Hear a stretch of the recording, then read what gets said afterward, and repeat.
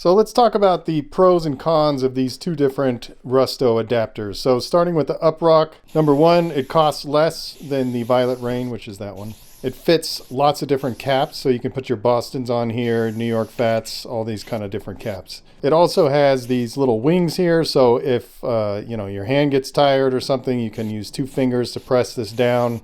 The only cons that I see about this is that it does take some getting used to because your finger sits quite a bit higher on the can than you may be used to. And this just fits right directly on the rusto valve, so we'll talk about how that is different on here. So moving on to the Violet Rain by NyQuil. One of the biggest pros I see is it makes the rusto valve feel a lot more like the modern spray paint valves, because this lever here, it gives you a lot more control over the amount of paint that's coming out, which is a lot harder to do on the Uprok adapter. It's also much easier to spray if you have injuries. So if you have arthritis in your finger or you have some kind of injury in your hand, this is designed to make it spray easier. So that's definitely a big plus. The other pro on this is that your finger is closer to where you're used to, so it's not sitting higher up on the can because you're spraying from back here. The cons of this one, obviously, is it costs a little bit more than the Uprok adapter. This version of it only fits the Boston Fats and the Boston Thins, so you can't use New York Fats or anything like that. But if I'm not mistaken, they do have a version coming out that will fit the other kinds of caps.